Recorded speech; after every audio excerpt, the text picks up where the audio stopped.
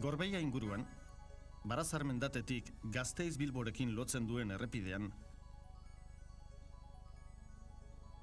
Santa Engraziko urtegiaren urbazterrean herriska batago, Elosu.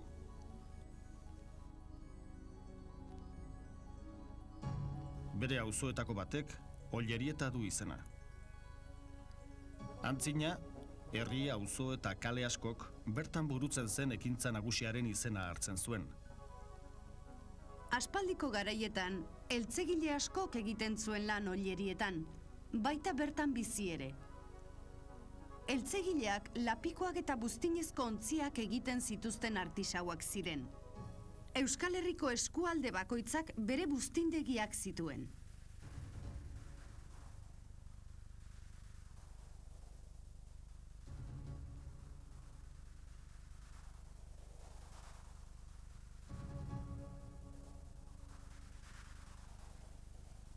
Mende honen erdialdera, Ollerietako eta Euskal Herri osoko buztindegiak itxi egin ziren. Material berriei esker, etxerako plater eta ontziak seriean, merkeago eta kolpeetarako gogorragoak egin zitezkeen.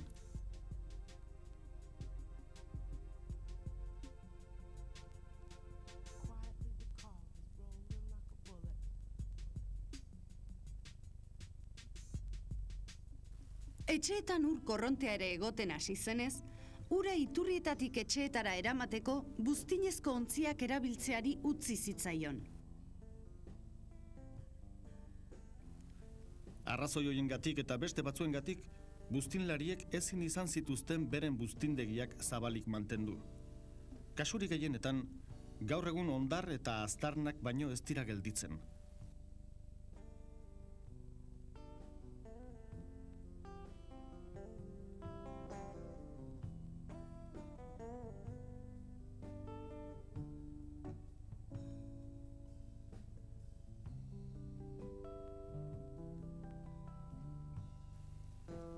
Salbuespen bat dago. Elosuko Ollerieta auzoan buztingile bat bizi da, Jose Ortiz de Zarate. Lanbide hori berreskuratzeko eta betirako ez galtzeko interesa duten lagunei erakustearren bere lehenagoko lanbidera itzuli dena.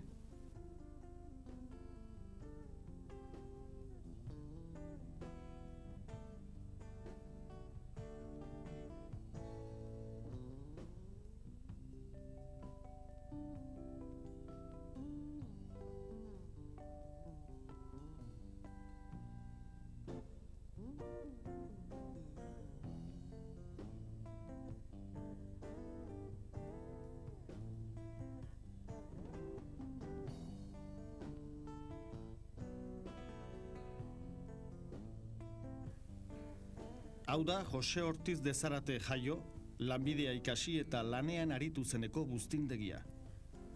Eta hauxe da Blanca Gómez de Segurak 10 urtez Jose Ortiz de Zarateren buztinlari ikasle izan denak berrereiki eta berriro martxan jarritako buztindegia.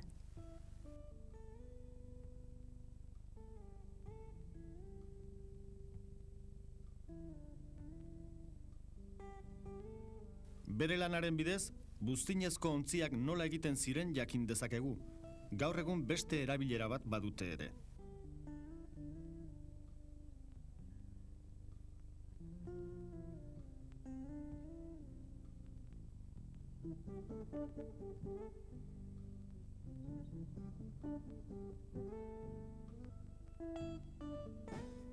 Pieza hau esate baterako, ur beroz beteta eta ondo itxita, ohea berotzeko erabiltzen zen poltsa beroaren antzera.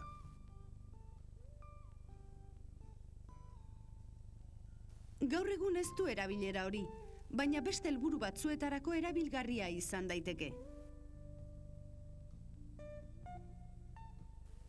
Gauza bera gertatzen da pedarra honekin edo pitxerra hauekin.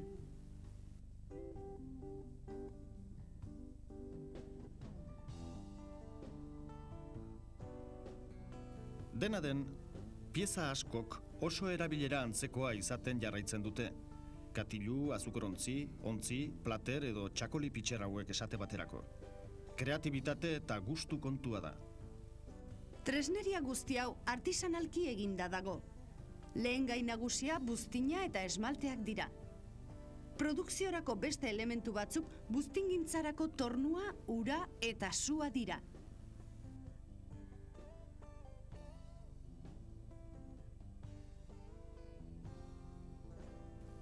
Baina ordena ditzagun Jose Ortiz de Zarate eta Blanca Gómez de Seguraren laguntzarekin. Lehenengo, buztina. Antzina, artisau bakoitzak bere lehen gaia prestatzen zuen. Lurretik atera, iragazi eta lanerako prestatzen zuen.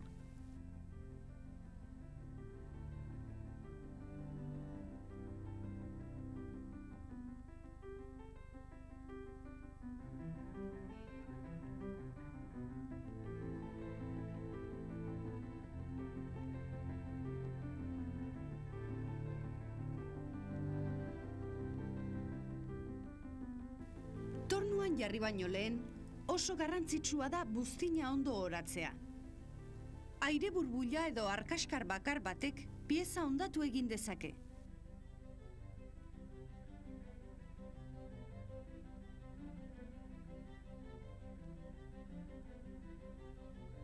Lehen, tornuak ez ziren mekanizatuak. Artisauak berak eman behar izaten zien, abiadura egokian biratzeko behar zuten indarra.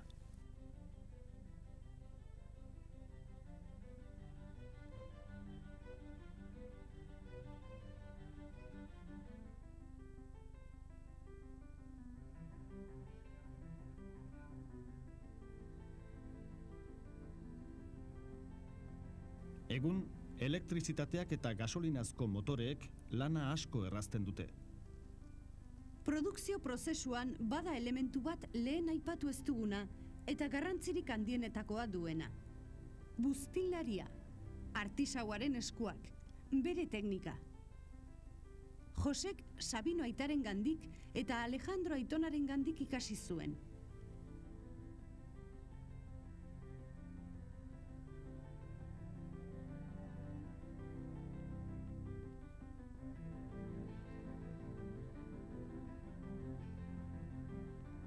Orain Josek Blankari transmititu dizkio bere ezagupenak, eta horrela eskulangintza hau ez galtzea lortu da.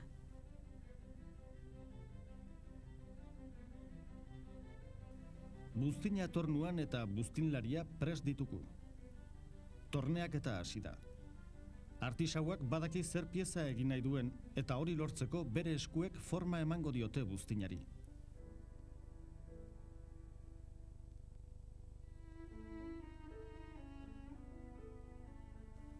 Adibide batzuk ikus ditzakegu.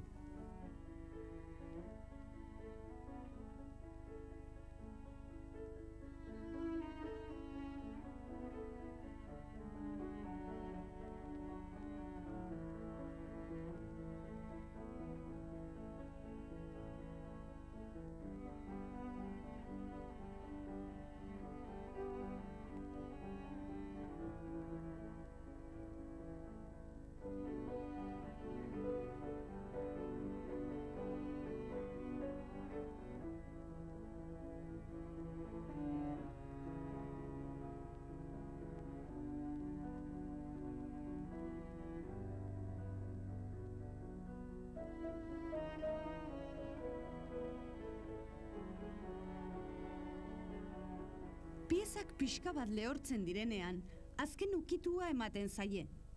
Pitxerrei heldulekua jartzen zaie. Plater eta katiluei oinarria txukundu.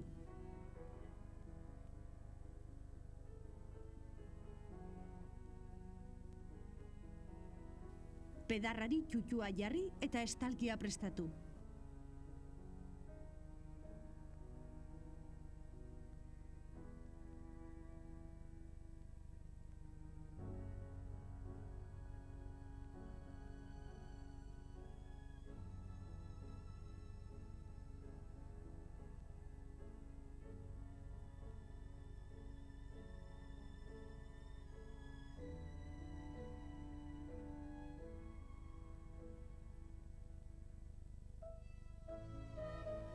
Piezak ondo lehortu direnean, labean egosten dira.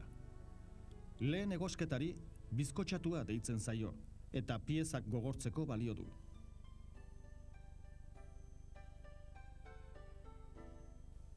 Orain esmaltatua eta apainketa.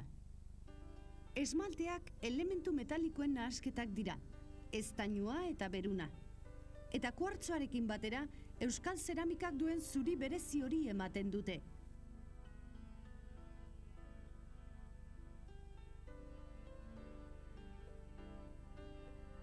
Bederatzireun eta 1000 gradu zentigradutan egosten dira.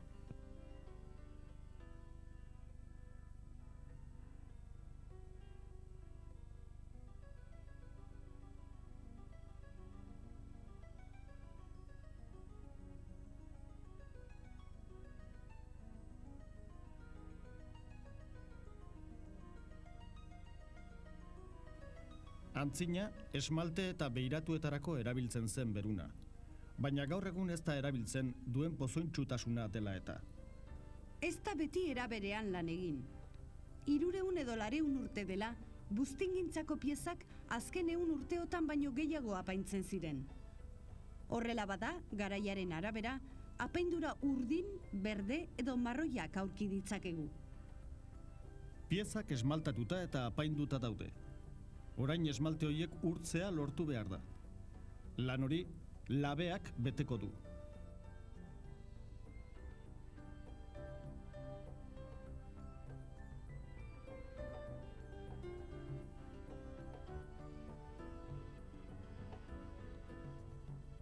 Ikus daitekeenez, labe elektrikoek egoste temperatura hobeto kontrolatzen dutenez, emaitza hobeak lortzen dira.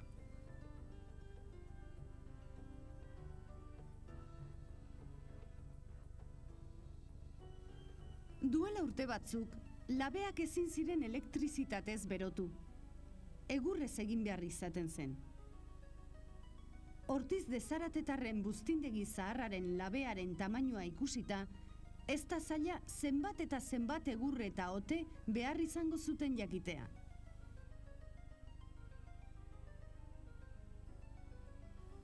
Egosketak 24 ordu irauten zuen, eta 3 egunez itxaron behar izaten zuten piezak atera ahal izateko.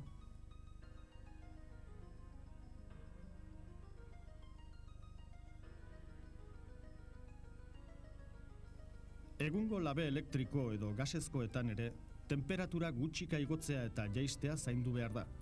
Izan ere, zabalkuntza eta uzkurdura zakarrekin hautsi egiten baitira piezak.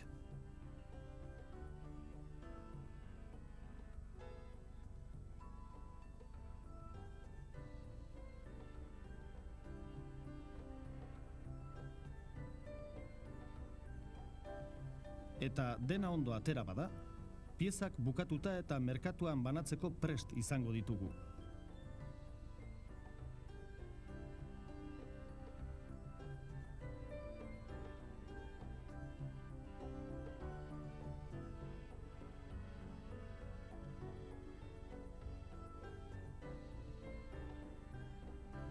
Ikusi duzuenez, buztingintza artisautzazko lan mota bata. Hasieratik amaierara arte, pertsona bera da produkzio prozesua kontrolatzen duena.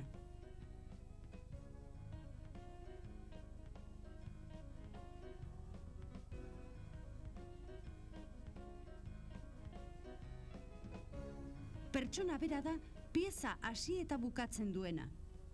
Prozesu osoan eskuzko lana izugarri garrantzitsua da. Makinek apenas parte hartzen duten. Seguruenik, makinek denbora laburragoan askoz ere pieza gehiago egin ditzakete. Baina lan egiteko modu tradizional bat galduko litzateke.